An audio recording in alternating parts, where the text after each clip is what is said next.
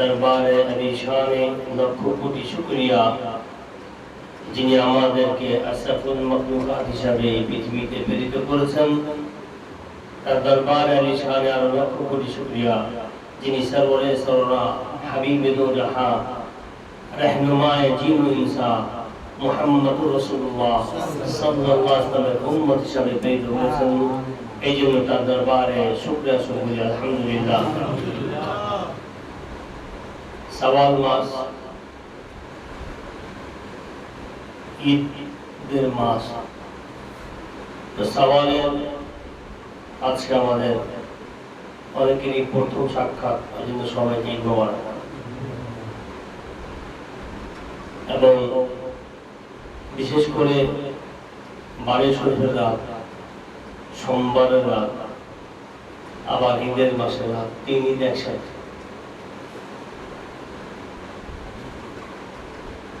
যে আয়াতে কারিমা আমি আপনাদের সামনে পেশ করেছি, আইয়ুহাল্লাযীনা আমানু তাকুল্লাহ, আল্লাহকে ভয় করো।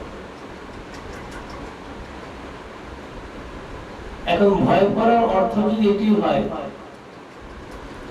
যে আমি জুয়া খেলে আল্লাহকে ভয় পাই,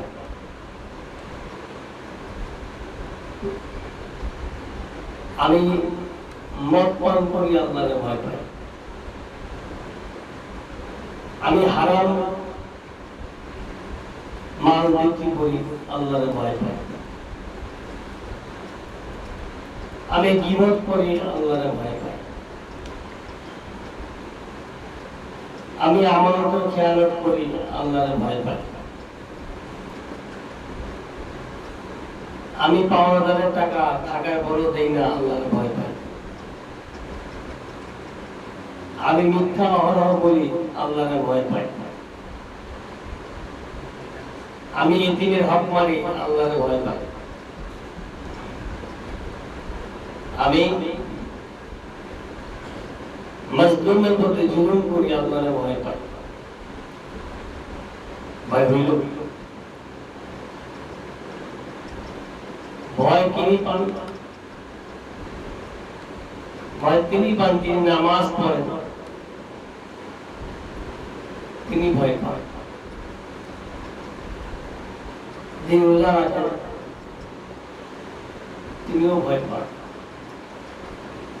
যার অর্থ আছে যাকাত দেন তিনিও ভয় পান। যিনি রুকু সিজদা করেন তিনিও ভয় পান। যিনি সমাজ সেবা করেন তিনিও ভয় পান। এক কথায় আল্লাহ পাক যা আদেশ করেছেন তাকে মেনে নেওয়া, আর যেটা নিষেধ করেছেন তাকে না মানার না হয়ে যাওয়া। এখন ইয়া আইয়ুহাল্লাযীনা আমানু, হে ঈমানদারগণ, এখানে যে কনসেপ্ট আছে ঈমানদারগণ, এখানে বলে না ইয়া আইয়ুহাল ইনসান, এটা বলে না। ঈমানদারগণকে ভয় পাইতে বলে। কেন? তারা আমল করবে, কিন্তু শুধু আমল আর ঈমান থাকলেই সে জান্নাতে যেতে পারবে না। আমল থাকলে সে আল্লাহওয়ালা হতে পারবে না। আমল থাকলে সে মুমিন হতে পারবে না। আমল থাকলে সে জান্নাতি হতে পারবে না। কারণ আমল আবার মিসাল যদি দেই আপনাদেরকে, আমলও ছিল ঈমানও ছিল, কিন্তু আমলে তাকে বাঁচাতে পারে নাই, ঈমানও পারে নাই। এত আমল ছিল, এত ইলম ছিল, আমল ইলম ঈমান তিনটেই ছিল, কিন্তু কোনোটাই তাকে বাঁচাতে পারে নাই। সেটাকে হযরত ইবলিস পারে নাই। কোন সাদেকিন, অর্থাৎ তুমি সত্যবাদীর সাথে হয়ে যাও, যারা সত্যবাদীর সাথে হয়ে গিয়েছে তারা তাদের ঈমানকে আমল দিয়ে বাঁচাতে পেরেছে।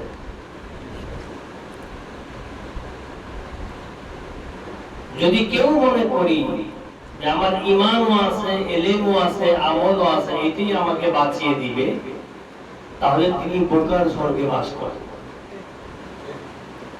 সত্যবাদীর অন্তর্ভুক্ত না হলে, সত্যবাদীর কাতারে না গেলে আমার আপনার বাঁচার পথ নাই। তো সাদেকিন কারা?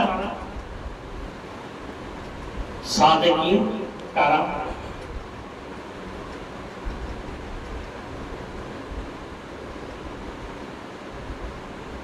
যিনি দিনে সত্য বলেন, রাতে মদ খান, তিনি সাদেকিন। যিনি আল্লাহ দিনে করে ঘুরেন, রাতে বেহালা করেন, তিনি সাদেকিন। যিনি লেকচার করেন কোরআন হাদিসের, রাতের বেলা যে কোরআন অবতীর্ণ হচ্ছে তার বিরোধিতা করেন, তিনি সাদেকিন। বরঞ্চ যিনি সাদেকিনদের অন্তর্ভুক্ত হতে বলেছেন তাদের বিরোধিতা করা কি তিনি সাদেকিন? সাদেকিন কারা? আজকে তামাম পৃথিবীতে সবাই আল্লাহর কথা বলেন, সবাই ইলমের কথা বলেন, সবাই আমলের কথা বলেন, এবং সবাই সত্যি বলে। কি সত্যি? নামাজ পড়তে হবে, এটা মিথ্যা না। রোজা রাখতে হবে, এটা মিথ্যা না। যাকাত আপনার তৌফিক থাকতে দেবেন, এটা মিথ্যা না। দান খরচ করবেন, এটাও মিথ্যা না। কিন্তু তারপরে এরা জাহান্নামী। তারপরও এরা কি জাহান্নামী? কেন? অর্থাৎ সাদেকিনদের দলভুক্ত না, সত্যবাদীদের দলভুক্ত না। সত্যবাদী তারাই যারা রাসূল আকরাম সাল্লাল্লাহু আলাইহি ওয়াসাল্লাম আদর্শকে ধরে রেখেছেন, আলে রাসূলদের আদর্শকে ধরে রাখেন। এর বাইরে অন্য কোনো সত্যবাদী হতে পারে না। যদি এই সত্যকে কেউ কোনোদিন একটা মুহূর্তের জন্য অস্বীকার করেছে, তার তামাম ইবাদত বরবাদ হয়ে যাবে। যদি তওবা না করে, দরজা খোলা আছে, যদি তওবা করে নেয়, যদি তওবা করে নেয় দরজা খোলা থাকবে, অন্যথা তার কোনো বন্দেগী, কোনো রোজা, কোনো নামাজ, কোনো কাজ হবে না। মেরে দোস্ত, আজকে যদি আমাদের এই অবস্থা হয়, আজকে আমরা যা করি, যখন যার কাছে যাই তার হয়ে যায়, এটা হচ্ছে মুনাফিকের চরিত্র, এটা মুসলমানের চরিত্র না। ওয়াহাবিদের মাইফিলে গিয়ে আমি তো আপনার দলের মানুষ, কি করব? মিলাদে গিয়ে ভাইসা গেছিলাম, দালালে গেছিলাম, ভাইসা গেছিলাম, সিয়াও এনে বা কি করবো? এটা হচ্ছে মুনাফিকের চরিত্র। আর মুনাফিকের জন্য জাহান্নাম ছাড়া জান্নাত নাই।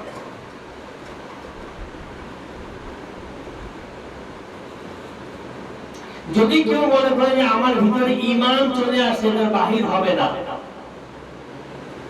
সেও বোকার স্বর্গে বাস করে। যদি কেউ মনে করে আমি কোরআনকে অর্জন করে ফেলেছি, এটা বাহির হবে না, তিনিও বোকার স্বর্গে বাস করে। যদি কেউ মনে করে যে আমি লক্ষ কোটিবার সাজদা করছি, আমার সাজদা বিফল যাবে না, তিনিও বোকার স্বর্গে বাস করে।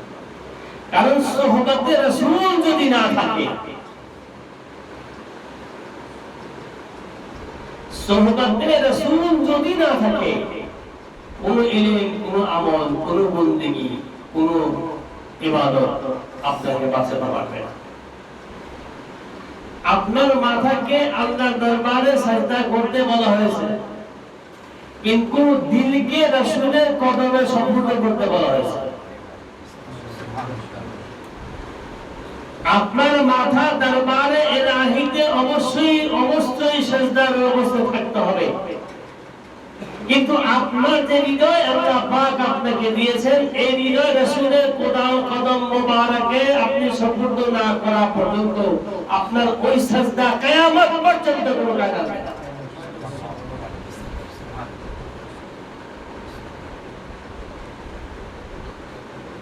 রাসূল আকরাম সাল্লাল্লাহু আলাইহি সাল্লাম তিনি যে নির্দেশনা আমাদেরকে দিয়েছেন, আমরা যদি সেগুলি পালন না করি, একটা যদি বাদ দিই, কোনো কাজ হবে না।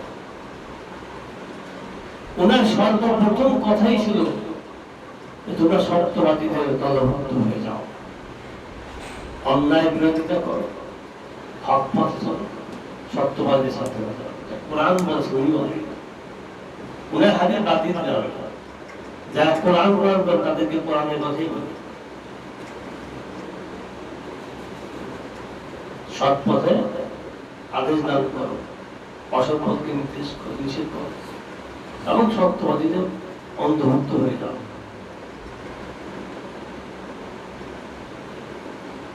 শুধু অন্তর্ভুক্ত হতে হবে ওই সমস্ত সত্যবাদী যারা কোনদিন মিথ্যাবাদীদের অন্তর্ভুক্ত ছিল না।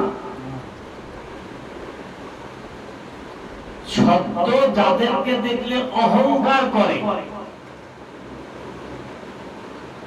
সত্যের হাকিকত যাদেরকে দেখলে অহংকার করে, তারা কারা?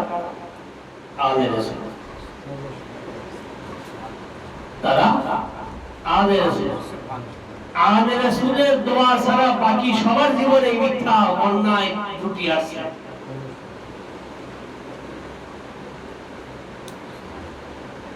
আমি কোথায় গত দুদিন আগে কোথায় যাচ্ছিলাম, সিলেটে কোথায় ছিলাম, আমার সাথে কারা ছিল মনে নেই। যদিও কোরআনের কথা, আল্লাহ রাব্বুল আলামিন কোরআনে কি বলছেন, আমি তোমাদেরকে এক কাতরা অপবিত্র পানি থেকে সৃষ্টি করেছি।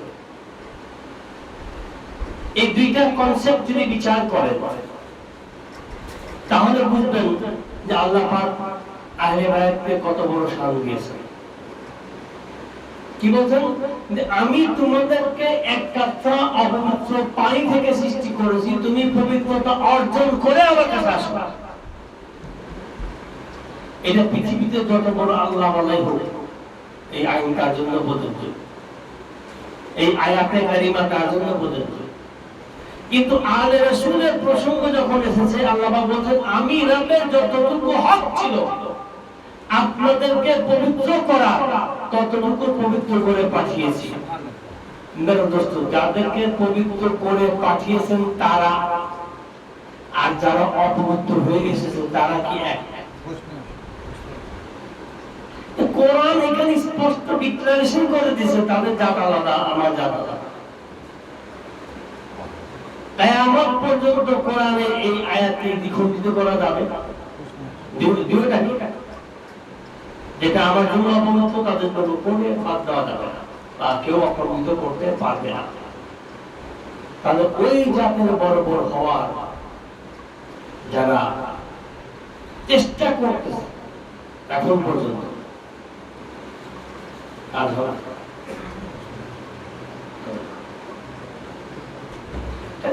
এরা কোরআন পড়ে কি পড়ে না এটি বুঝি না।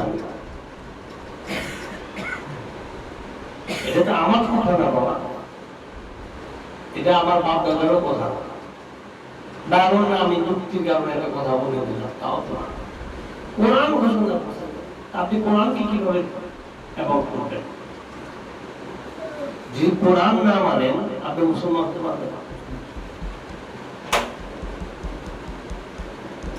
কোরআনের একটা আয়াতকে যদি কেউ না মানে সে মুসলমান হবে না।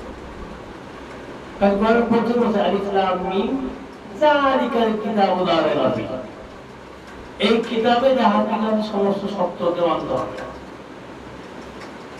যদি আপনি একটা আলিফ বাদ দেন মানা হবে, কন্ডিশন তো আল্লাহ পাক দিয়ে দিয়েছে।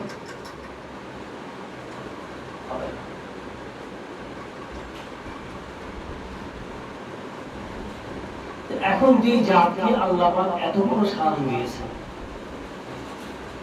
এত বড় সম্মান দিয়েছে, তাদের বিরোধিতা করে জান্নাতে যাওয়া যাবে?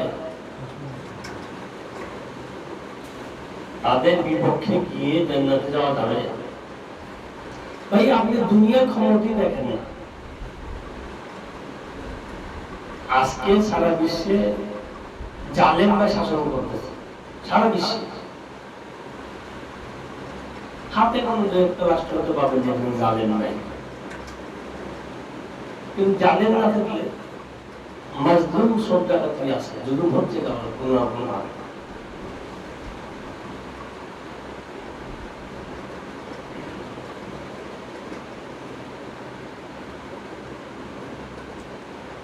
এই জালেমদেরকে যারা সমর্থন করে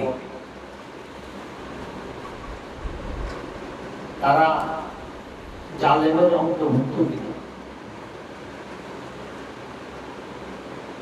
জালেমের তারা অন্তর্ভুক্ত, তাদের ইবাদত কবুল হবে, তাদের ইবাদত কবুল হবে। জুলুম যারা করে এবং তাদেরকে যারা সমর্থন করে তাদের বন্দেগী আল্লাহ দরবারে গ্রহণীয় না। এখন যারা আলে রাসূলদের প্রতি জুলুম করেছে তাদের বন্দেগী কিভাবে কবুল হবে?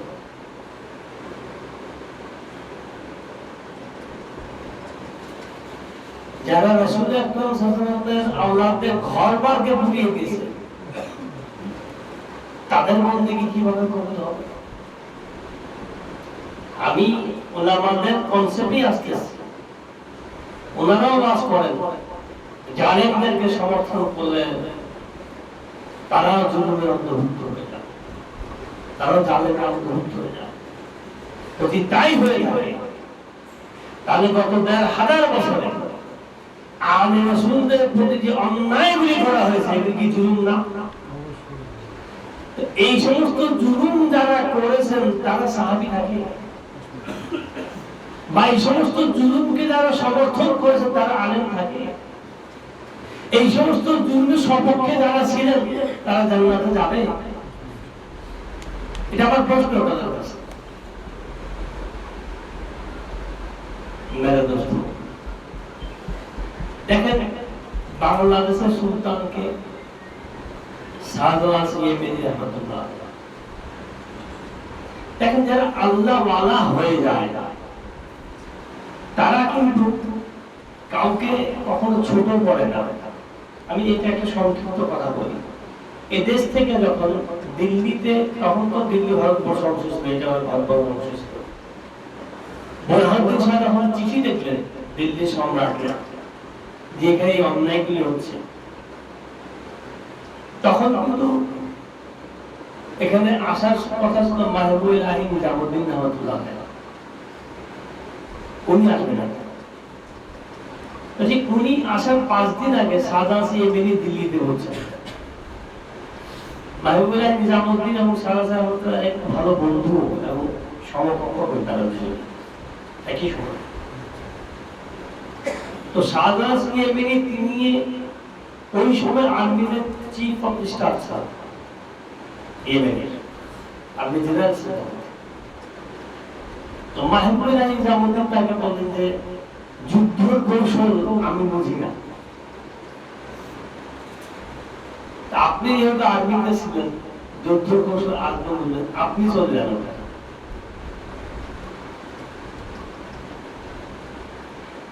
মাহবুব ইলাহি রহমাতুল্লাহ আলাইহি উনি এমন এক পর্যায়ে বলি, হযরত আমির খসরু রহমাতুল্লাহ আলাইহি যখন রূহানি অবস্থায় উনাকে সিদরাতুল মুনতাহাতে পান নাই, মাকামে মামুরে পান নাই, আইসাজিমের প্রথম দ্বিতীয় তৃতীয় স্তরে পান নাই, শেষ পর্যায়ে গিয়ে দেখলেন তিনি একটা ছেলে লিখছে, আমি এটা বলছি, খোদা খুদ মীর মজদ ইসলাম আল-আকসরা মোহাম্মদ সাম্মে মাহবি কে সব ভুল যায়। আমি তামাম কায়নাত খুঁজতে খুঁজতে এমন একটা পর্যায়ে গিয়ে দেখি কোথাও যখন পাই নাই, বেকারার হয়ে মানে একটা পর্যায়ে আবার যাই, দেখলাম যে এমন এক জায়গাতে আমি গেছি যেখানে আমার প্রিয় বসি রাসূলুল্লাহ সাল্লাল্লাহু আলাইহি ওয়াসাল্লাম উপস্থিত, আল্লাহ পাক উপস্থিত, ওখানে তিনি ছিলেন। তো মাহবুবুল আলী রহমাতুল্লাহ আলাইহি এত বড় পর্যায়ে বলে ভয় পড়ে গিয়ে সাহাবাকে বলেন যে যুদ্ধের কৌশল আপনি আমার জন্য আপনি চলে যান। এরা হচ্ছে আল্লাহওয়ালা, এরা হচ্ছে হকের পথের পথিক। যেহেতু এরা হকের পথের পথিক, তাহলে এরা আহলে বাইত আলাইহিস সালাম দলের অন্তর্ভুক্ত মানুষ। আজও এদের মাজারে লক্ষ লক্ষ লোক যায়। এদের মাজারে টাকা দেওয়া সুদের বহু পরিবার চলে। আপনি চালান তো আপনার টাকা দিয়ে কয় বছর চালান? 800 বছর তো চলছে। তো আল্লাহ ওয়ালাদের যদি এই শান হয়ে থাকে, যারা গোলাম আহলে বায়াত, তো আহলে বায়াতের সাথে শান কি হবে? ওনাদের মোকাম কি হবে? ওনাদের ফায়েজ কি হবে? ওনাদের কাছ থেকে ফায়েজ নেওয়ার পরে, ওনাদের গোলামি করার পরে যাদের এই অবস্থা হয়, তো ওনাদের অবস্থা কি হবে? যদি কোন আল্লাহ তৌফিক দেয়, দেখেন ঘোড়াটাও সুন্নত রাসূল। ইরানে অষ্টম ইমামের রওজা শরীফ আছে।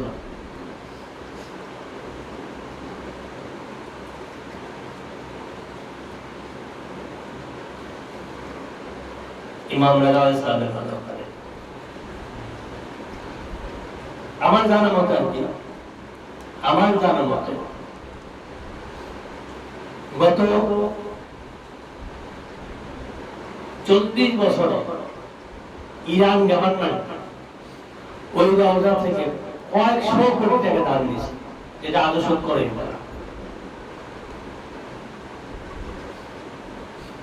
দিবে তারা, কিন্তু তাদের পরে তারা নেয়, এখনো নেয়। তার যে আলে রাসূল শুয়ে আছেন, ওখান থেকে ওই দেশের ওই জাতির গভর্নমেন্ট টাকা ধার দিচ্ছে। তাহলে আল্লাহ পাক কত বড় শান ওনাকে দান করছেন। তো ওনার রওজা থেকে ওই দেশের রাষ্ট্রপ্রধানরা ধার দিচ্ছে, সাহায্য দিতেছে। এবং আমাকে ওখানকার একজন বলেছিলেন 2008-এ যে যদি এই দেশে 100 বছরে কোনো মানুষ কাজ না করে, এই রওজায় এত টাকা আছে তারা চলতে পারবে না। এই রওজার ফান্ডে এত টাকা আছে, যদি আগামী 100 বছর ইরানবাসী কিছু না করে, এরপর 100 বছর এই দেশে টাকা খেয়ে শেষ করতে পারবে না। মেরে দোস্ত, যদি অষ্টম ইমামের এই মোকাম হয়, তাহলে প্রথম ইমামের হাল কি হবে? মাওলানা হুসাইনের হাল।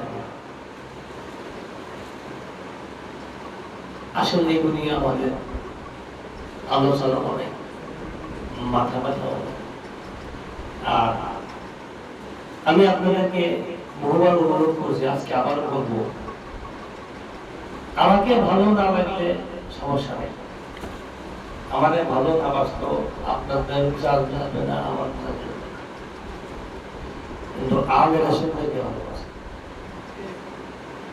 যেটা ভালো না বাসলে আপনার কোনো গুণ দেখি কাজ যাবে না।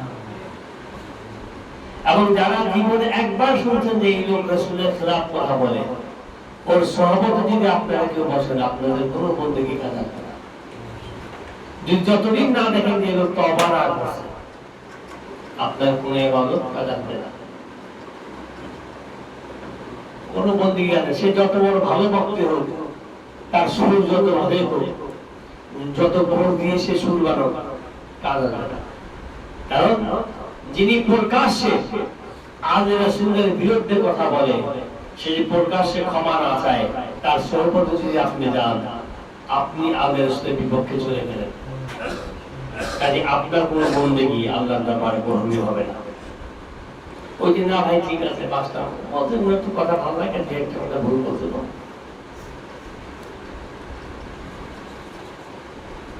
এখন উপস্থিত একটা লজিক নেই, আপনার স্ত্রীর যদি কেউ আর ছোট দেখে ভালো লাগবে, ক্ষমা করতে পারবেন?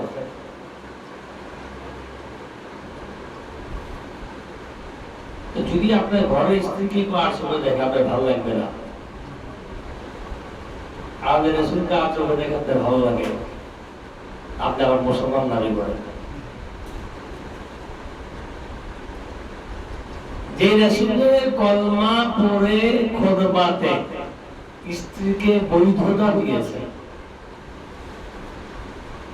সেই রাসূলের আওলাদকে কেউ খারাপ বললে আপনার ভালো লাগে, আপনার স্ত্রীকে আর চোখ দেখলে খারাপ লাগে, আপনি কি হইলেন মুসলমান?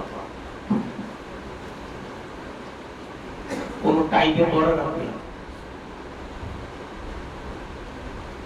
আমি শুধু বক্তৃতা করি না, কিন্তু আমি কথা যা বলি কাজও তাই করি।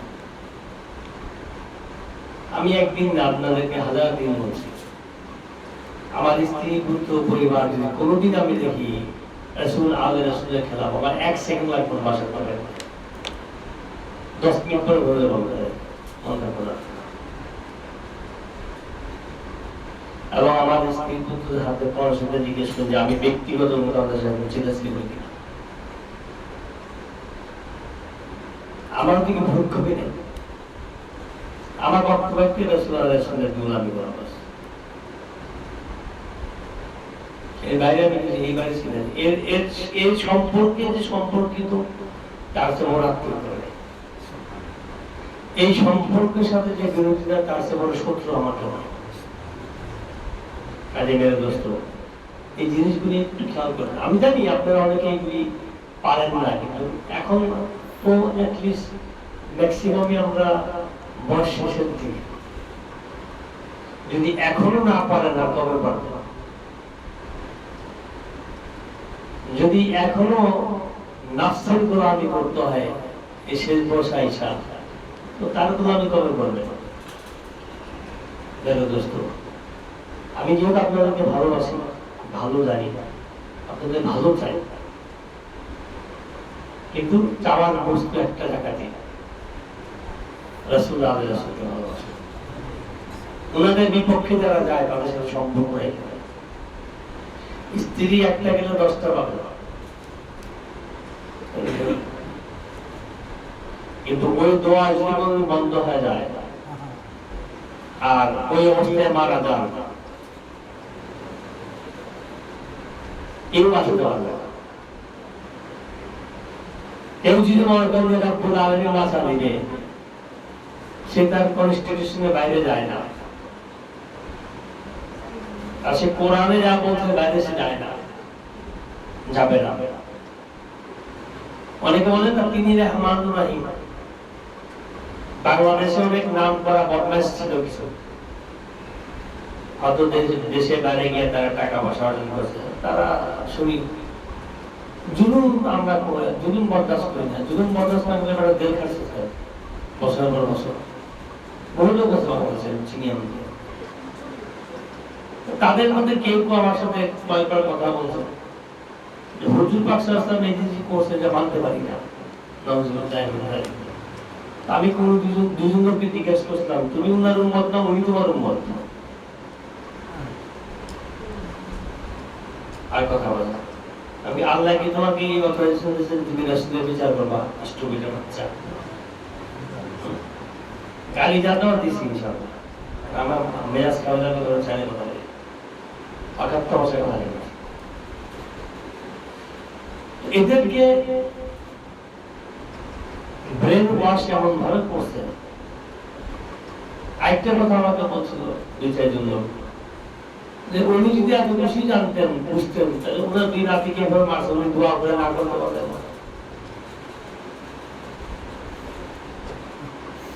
তা আমি উত্তর দিচ্ছিলাম যে আল্লাহ সব পারে, আল্লাহ পারে।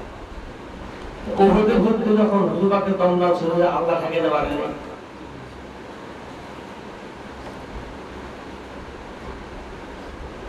আল্লাহ যখন সবকিছু, তো তোর আল্লাহ পাবো না কেন? এখন তার উত্তর দেওয়া যদি কাছে না জুতা দেওয়া হয় না, তাহলে শিখাতে হবে। এই যে আমাদের মানসিক অবস্থা, কত বড় অপদার্থ হইল, কত বড় যার সন্তান হইলে রাসূল আকরামের উপর কথা বলে, কিন্তু জন্মেই ঠিক নেই, বাপেরই পরিচয় নেই, এইটা তো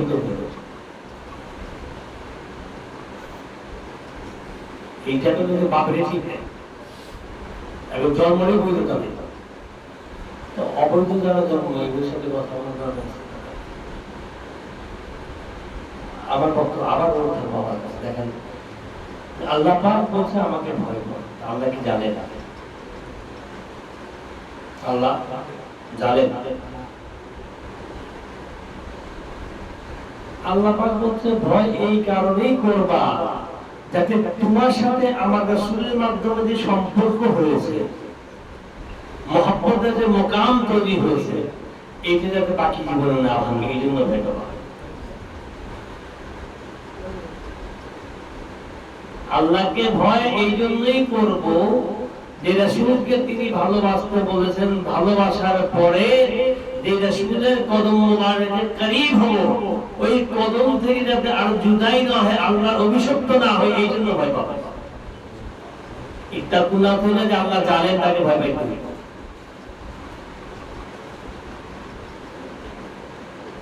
ইত্তাকুল্লাহর অর্থ তো অনেকেই আপনারা বোঝে, এই কনসেপ্টে পড়ে দিবেন। এই কনসেপ্টে কি কথা বলে। এখন ঘটনা হচ্ছে, আমি আর বেশিক্ষণ সময় নিব আপনাদের। এখন ঘটনা হচ্ছে যে জালেমদের বিপক্ষে আমরা কি করতে পারি। দেখেন আল্লাহ পাকের ধৈর্যের বাঁধ ভাঙলে মুহূর্তে নেশাকা করে না। দুবাইয়ের অবস্থা দেখছেন, দুবাইয়ের অবস্থা। আপনি রাসূলের কলমা পড়ে ইহুদিও দালালি করবেন আর আল্লাহ বরদাস্ত করবো বারবার।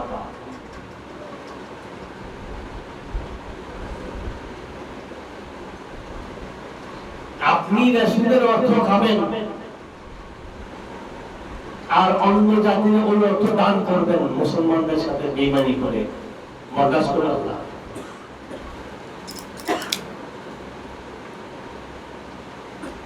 আপনি এরা দেখতে থাকেন আগামী 2 বছর বাদ বহির্বিশ্বের হাল কি হয়। বহু দেশের প্রেক্ষাপট পরিবর্তন হয়ে যাবে যদি রাসূলের কদম ধরে রাখেন, বেঁচে যাবে। এছাড়া বাঁচার কারণ কোনো পথ নেই। নামাজ, রোজা, হজ, যাকাত থেকে বাঁচা যাবে না। একমাত্র যেটা বাঁচাতে পারবে সেটা হলো রাসূলের মহব্বত। এছাড়া বাঁচার কোনো পথ আমার আপনার কারণে।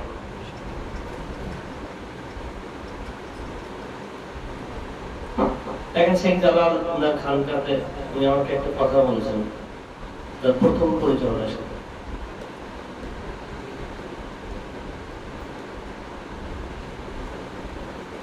যে রাসূলের মহব্বতে যারা মদিনাতে আসে তারা আর যারা জিয়ারতে আসে তারা এক কিনা, আমাকে প্রশ্ন করতে হবে।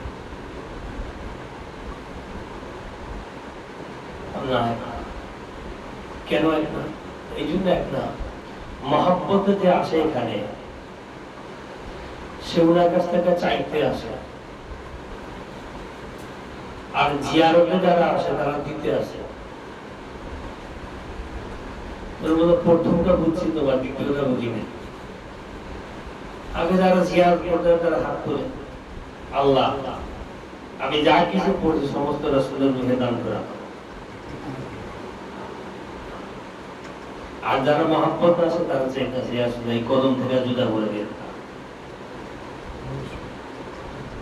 এই কদম মোবারক থেকে জুদা করে দিয়ে। मेरे नबी हयात है जो चाहो, मेरे नबी हयात है जो चाहे मांगो। आंखों का नूर हो, दिल का सुरूर हो, जो चाहो मांगो। आंखों का नूर हो, दिल का सुरूर हो, जो चाहो मांगो। दुनिया की शिफा हो या रूहानी मरीज हो, दुनिया भी शिफा हो या रूहानी मरीज हो, वो दारुल शिफा है जो चाहो मांगो। वो दारुल शिफा है जो चाहो मांगो। मेरे नबी हयात है जो चाहो मांगो। मेरे दोस्तों, আমরা আপনাকে হায়াতুন নবী, জিন্দা নবী মনে করি। এতে আমার ঈমান বিন্দু পরিমাণ কোনোদিন কাতরায় নেই, এবং আশা করি কাতরাবে না ইনশাআল্লাহ। আমি সেই জায়গায় আরেকটা কথা বলছিলাম, দেখো কেউ মহব্বতের বাইরেও আসে, ওইটা তো আমার জানা নেই। আমি এখানে কেউ আসে হুসাইনিয়াতের গোলামি চাইতে, ও মহব্বতও চায় না, জিয়ারতও চায় না, হুসাইনিয়াতের গোলামি চাইতে অনেকে আছে। এটা আমার মাথায় কখনো ছিল, আমার জড়া ধরে কেন লাগছে। এরপর থেকে আমি মদিনা শরীফ গেলে লোক পাঠানো খানকা নিয়ে যেতে পারে। এইবার এক লোক জিজ্ঞাসা করছে তাকে, যেহেতু উনি মাশায়েখদের মাশায়েখ ছিলেন, আমি গেলে সাথে নিয়ে বসতে না পারে, আমার হাত ধরে বসে মরক্কোর পীর সাহেব জিজ্ঞাসা করছে নাকি যে তুমি উনাকে এত ভালোবাসো? তাতে বলছিল যে কারোর হুকুমে উনি উনাকে ভালোবাসে, এবং উনি আসলে আমি ওনার কাছ থেকে অনেক কিছু শিখি। আমি কিছু শিখেইনি কোনো, পরে একটাই বলতাম। আর মদিনাবাসী যারা, ওদের সাথে আমি হাঁটি, আমি ওদের আগে হাঁটি না। এটা উনি জিজ্ঞেস করতে, আমি লক্ষ্য করি কেউ পিছনে হাঁটো, একসাথে হাঁটো না। এটা আমার হৃদয় আমাকে অনুমতি দেয় না। যেহেতু তুমি এই জমিনে থাকো, তোমার সাথে থাকা এটা আলের সুরে সালের খানা, এটা আমার দ্বারা হবে না। এখন ঘটনা হচ্ছে এগুলি কি কোরআনে আছে?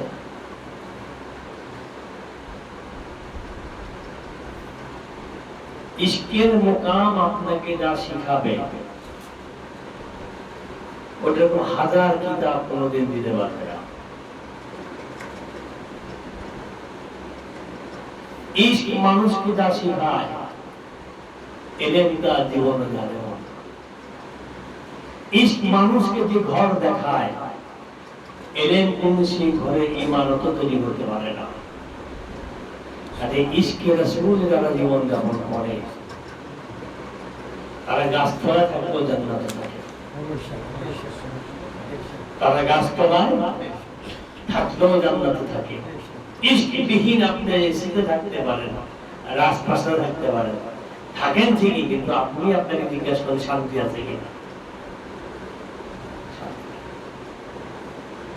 তো শান্তিতে জীবন যাপন তারাই করে যারা ইশকে রাসূলে জীবন যাপন করে, আলে রাসূলের মহব্বতে জীবন যাপন করে। এখন যারা মহব্বতের দরিয়াতে ডুবে থাকে, তাকে সারাক্ষণ শরীয়তের নিয়ম কানুন মেনে চলতে হয় না। শরীয়তের নিয়ম আমি বলি না যে মানতে না, মানতে কোনটা মানতে, কোনটা মানতে। কোরআন যে সমস্ত আইনকে সম্মান করতে বলতে পারত, কিন্তু মোকামে ইশক এটা ব্যাখ্যা কোরআন যেভাবে করেছে, রাসূল আকরাম সাল্লাল্লাহু আলাইহি ওয়াসাল্লাম যেভাবে করেছেন। দেখেন বদরের যুদ্ধে কয়জন ছিল? 313 জন। এটা বাপ ছেলের বিপক্ষে, কুরাইশের বিপক্ষে, চাচা ভাতিজার বিপক্ষে, ভাতিজা চাচার বিপক্ষে, ভাই ভাইয়ের বিপক্ষে, হাসেমির বিপক্ষে। এই তো ছিল তাদের বক্তব্য। ছিল আপনার সাথে সম্পর্ক রাখার জন্য ভাইকেও কতল করে দিব, সন্তানকেও কতল করে দিব, কিন্তু আপনার মহব্বত আমরা ছাড়ব না। কিন্তু এই প্রতিজ্ঞার পরেও অনেকে কি এখান থেকে পথভ্রষ্ট হন নাই? এত বড় ত্যাগের পরে যারা শয়তানের ট্রাপে পড়ে গেছে, আমি আপনি কোন ক্ষেত্রে গোলাম? তাহলে আমাদের বাঁচার পর কি? মদদ করি ইয়া রাসূলুল্লাহ, আনা মুস্তাজিরুম বিকা ইয়া রাসূলুল্লাহ। আমি বিপদগ্রস্ত। কি বিপদগ্রস্ত? আমি নফসের খাসে পড়ে আছি, শয়তানের ধোঁকায় পড়ে আছি, আমি গরিবের অবন্তরের মধ্যে বাধা পড়ে আছি, আমি পৃথিবীর মিথ্যা মায়া মমতা জর্জরিত হয়ে আছি। এই চেয়ে বড় বিপদ আমার জন্য আর কিছু নেই। আনা মুস্তাজিরুম বিকা ইয়া রাসূলুল্লাহ, রাসূলুল্লাহ আমাকে সাহায্য করেন। যদি এই কথা তিনি শিখিয়েছেন সাহাবীদেরকে, যদি এটা হারাম হয়ে থাকে ওনার কাছ থেকে মদদ চাওয়া,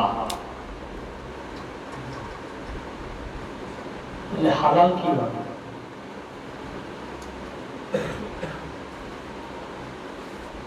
আচ্ছা, আজব আজব যুক্তি নিয়ে কবরস্থানে গিয়ে বলে আসসালামু আলাইকুম ইয়া আহলাল কুবুর।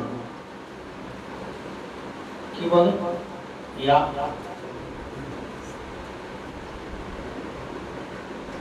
যখন আপনি ইয়া রাসূলুল্লাহ ইয়া বলার বেলা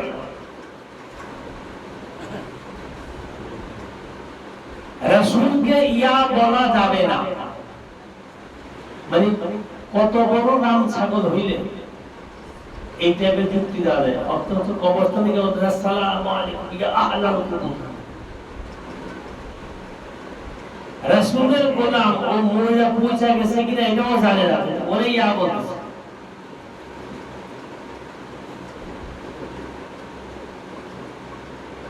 মানে আমার মাথায় ঢুকে যায় কি খেয়াল লেখা হয়। গাঁজা খাইলেও তো মানুষের বাজে ভাবে সবাই। অর্থাৎ শয়তান এদের মাথায় এমন ভাবে জাদু করে দিছে, যারা শয়তানের ওই জাদু থেকে বাইরে হতে পারেনি। তো যারা শয়তানের ধোঁকার থেকে বাইরে হতে পারেনি, ওরা আর আপনার পক্ষী দেখাবে, ওরা রাসূলের পক্ষী দেখাবে। কবরস্থানে গিয়ে বলতে আসসালামু আলাইকুম ইয়া আহলাল কুবুর, আর বলতে রাসূলকে ইয়া বলা যাবে না, মহাপাপ, শিরক। কত বড় অপদার্থ হলে এই ধরনের যুক্তি আবার দিতে পারে। এই ধরনের মানুষের কাছ থেকে যদি আপনি ভালো কিছু আশা করেন, পাবেন না। রোজার এক মাস দেখছেন না মসজিদের অবস্থা, মাশাআল্লাহ। তোর যতই খাওয়াবি তোর তারাবি পড়তে,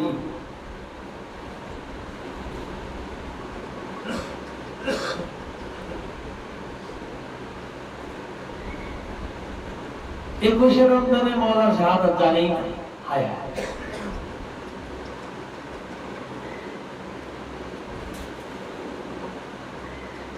तीसरे रमजान মা ফাতেমা শাহাদাত জানেই না, 10 রমজান সাইয়েদনা খাদিজা উনার ওফাত নিবাদ জানেই না। আথর বদর আবার বদরটা মনে আছে, বদর মনে আছে। আমি মনে রাখতে নিষেধ করি,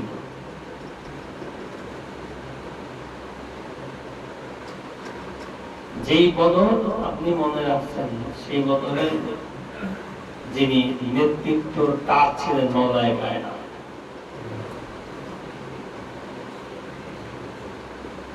এখন এই ধরনের লোকদেরকে কি করবেন বলেন? রাসূল আকরাম সাল্লাল্লাহু আলাইহি ওয়া সাল্লাম তারা কি বড় খারাপ কাজ করেন? ভালো কাজ, নামাজ পড়তেছে। আবার কেউ আমরা এখানে একটু রাজকীয় অবস্থায় নিয়ে চলে গেছে। অনেকে দেখবেন যে বাসায় তারা পড়ে আলেমটা রাত 10টার পরে এসে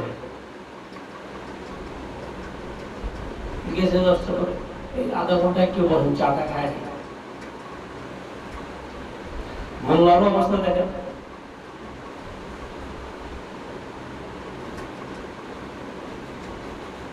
এই আধা ঘন্টা বই আছে, তারা চা খাবো, তারপরে তারা ডাকবো, তখন সে যাবে নামাজ পড়তে।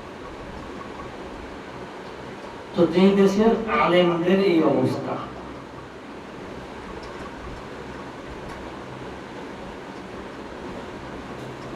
ওই দেশের ইসলামের হাল।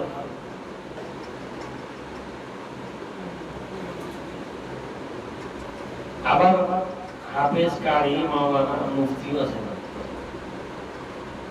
আমি বহু বছর কাহিনী জানি না। আবার আজকে মন চায় সুরা কাজ পড়া যায়, ভাইয়া বললেন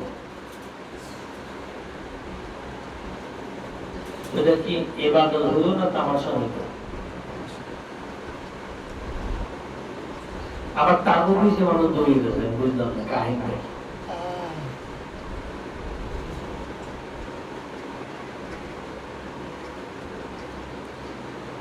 একবার রোজার মাসে তারাবি পড়লে গুনাহ খাতা সম্ভব। এরা যে পছন্দ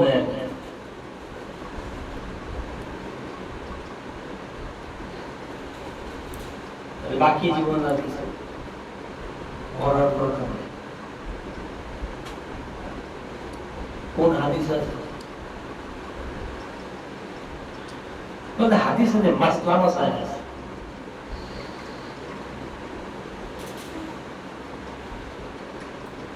যাই হোক, এই যে তারাবি নিয়ে তর্ক বিতর্ক, ওটা আমি যেতে চাই না। পরে আমি একসময় পড়াইছি,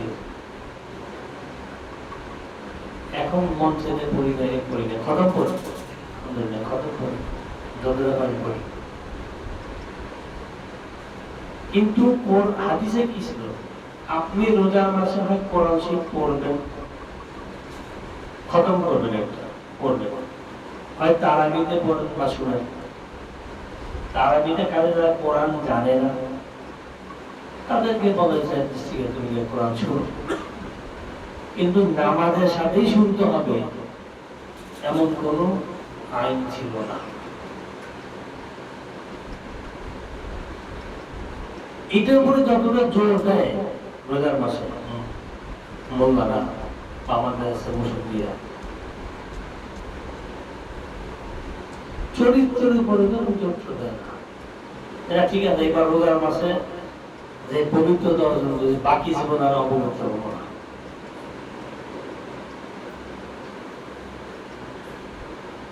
আবার কে কমাবেন যে মাসলা মাসে দিয়ে ব্যবসা তো খারাপ হলে জাকাত পুরো দিতেই।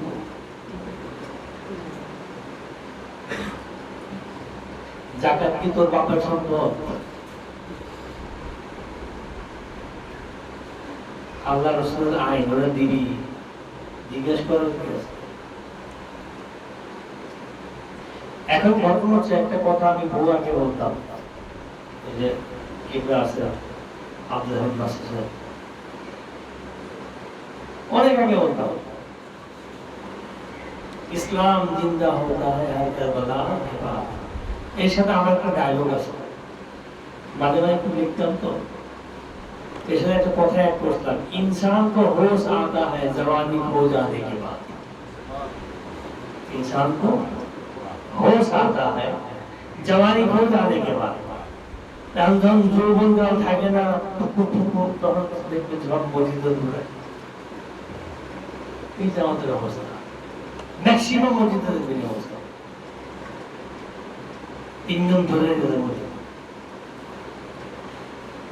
এটা খারাপ কিছু না, ভালো।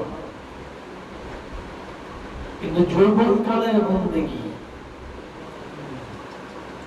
আর 3 জন ধরে নিয়ে গিয়া বন্দেগী এক মিনিট, আল্লাহ রহমানের মাফ করতে পারে যদি দরবারে রিসালাত আপনি তওবা করেন, রাসূল আকরাম সাল্লাল্লাহু আলাইহি ওয়াসাল্লাম কাছে তওবা করেন। যিনি তওবা আপনার রবের দরবারে পৌঁছায়া দিলেন, তার কাছে তওবা করেন, আল্লাহর কাছে না। আনা ফি তাওবাতি ওয়া ফি মুহাম্মাদুর রাসূলুল্লাহ ফির বাদ রাব্বিহি।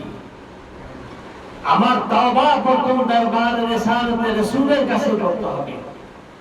রাসূল, আমি আপনার অপরাধী, কেন যেভাবে কথা আপনি বলেছেন, আপনার রব আপনাকে সম্মান দিয়েছে, আপনার রব আপনাকে যেভাবে ভালোবাসতে বলেছেন, আল্লাহ রাসূলকে ভালোবাসতে বলেছেন, আমি পারিনি, আমাকে মাফ করে দাও। যতদিন পর্যন্ত এই তওবা আমি আপনি না করব, আল্লাহর দরবারে হাজারবার তওবা করেন, কাজ হবে। আবার অনেকে তওবা পড়ায়, আরে ভুল করছেন, তওবা পড়ো। তওবা কি পড়া জিনিস নাকি মিয়া? তওবা রিয়ালাইজেশনের জিনিস, অনুভূতির জিনিস। তওবা অনুভূতির জিনিস, হৃদয়ের জিনিস, অনুশোচনার জিনিস, অনুতপ্ততার জিনিস। তওবা পড়ো, তওবা পড়ো। ইসলাম তো এমন কোন জায়গা নেই যারা তামাশা বানায় না। কাজে এই তামাশা ইসলাম থেকে বাইরে হয়ে যাবে। তানখীনে ইসলাম যদি পেতে চান, তাহলে আহলে রাসূলের ঘরে চলে যান, এছাড়া বাঁচার না।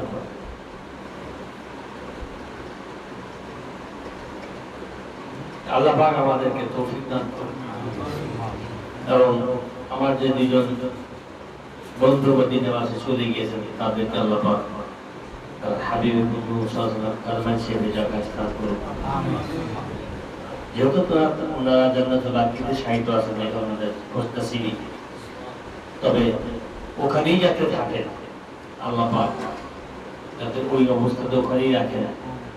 এটা বলার উদ্দেশ্য হচ্ছে যে আমরা অনেকে আশা করি মদিনা শরীফে মারা যাওয়া, জান্নাতুল বাকিতে মাটি হওয়া, এটা অন্যায় কিছু না। কিন্তু আমি যদি রাসূলের খেলাফ কাজ করি, মক্কা মরি আর মদিনা মরি, লাশ থাকবে না সেখানে। একটা ঘটনা বলে শেষ করে দিচ্ছি। এক বুজরুগ, তিনি হজ শেষে মক্কা থেকে আর ফিরেন না। তখন তো ময়দানের কথাবার্তা বলতেন, বিশেষ করে কিরে বাবা, 1 মাস আগে তুই যাস না দেশে, আমার বড় ইচ্ছা আছে এই জমিনে মরে যাওয়া। কেন? ওই জমিনে দাফন হইলে আল্লাহ মাফ করে দিল। ওরে একটা যায় নামাজ, মোকাম ইব্রাহিমে গিয়ে 2 রাকাত নামাজ পড়তাম। নামাজ পড়ছে, প্রথম রাকাত, দ্বিতীয় রাকাতে দ্বিতীয় সাজদায় গিয়ে সে দেখতেছে জান্নাতুল মাওলা এবং জান্নাতুল বাকি থেকে ফেরেশতারা কিছু লাশ বাইরে নিয়ে রেখেছে, আর কিছু লাশ আয়না ঘরে রাখতেছে। তো নামাজ শেষে সে জন্মস্থলে জিজ্ঞেস, কি দেখলাম? হুজুর এই দেখছি। বলছে, দেশে সরে যাও, তোমার মহাব্বত যদি এই দরবারে থাকে, পৃথিবী যেখানে মারা যাও, এখানে চলে আসবে। পৃথিবী যেখানেই মারা যাও, লাশ এখানে চলে আসবে। কারণ যারা মহাব্বত করে তাদের সাথে তারা ব্যবহারই করে না, তাদেরকে দূরে রাখে না। তো মেরে দোস্ত, আমার দোয়া থাকবে, ঈদের দিন একটা কথা বলি, জান্নাতের রাতকে লাইলাতুল জায়েজা বলে। কি বলে? জায়েজা। এটা আমরা অনেকে জানি না। ওদিন রাতে আল্লাহ পাক প্রত্যেকটা বান্দারে ঈদই দেয়। বান্দা, তুই যে 30টা রোজা পালন করছো, যার রোজা কবুল হয়, আমাদের দিলে তো প্রশ্ন উঠবে না, যাদেরটা কবুল, তাও জিজ্ঞেস করে, বান্দা কি চাস? যা চাবে তাই দিন। কেউ কি চায় আমি তো জানি না, আপনারা কে কি চাইছেন না চান আমি জানি। আমি এবার 3টা দিন চাইছিলাম, দোয়া করে দেয় আর কি। 1 নম্বর চাইছি যে যদি দিতেই হয় তোমার, তাহলে আহলে বায়তের মহব্বত, আর এই জাতির এই জুলুম বাস সরকার থেকে মাফ করে, আর তামাম উম্মত মুহাম্মদকে ইশকে রাসূলের বিধিন করে। যদি দাও তাহলে এটাই দিও, আর না দিলে আর কিছু দিও না। তোমার যদি দিতে মন চায়, 3টা ফরিয়াদ করে আমদানি কিছু দিয়ে দিও না। থার্ড নাম্বারটা তার জন্য একটু কষ্ট করে দেবো, তাম বিশ্বের মুসলমানকে ইশকে রাসূলে বিলীন করে দেওয়া। আমাদের অনেক গ্রুপ বেশি করে যখন চালা বড় কিছু চালা, ছোট চালা না। বলবেন যেমন মাথা তার আমার শিখেছে বড় বুঝে দিতে, বড় ইচ্ছে রাখতে পারছে, ছোট আছে। এখন বাকিটা আপনারা দোয়া করে যদি কবুল করেন। আপনারা জীবনে বলতে পারেন যে এটা পাগল বা ইসলাম জীবন, বুঝুক না বুঝুক চায় বলে থাকতো।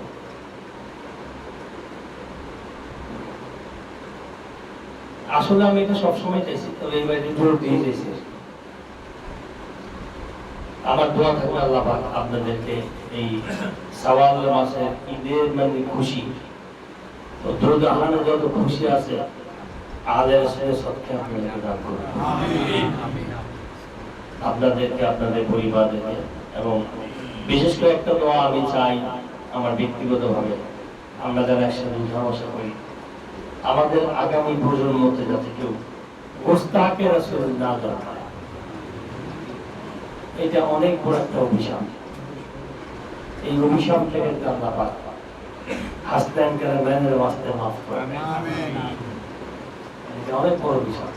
এটা আমি আমার এমএসএ বুঝছি, এটা অনেক বড়। ভোট চাই, চাওয়া দরকার, আমাদের প্রত্যেকে চাওয়া দরকার যে আমাদের বংশে কি আমার পর্যন্ত যাচ্ছে মুনাফিককে রাসূল আর গোস্তাকে রাসূল না।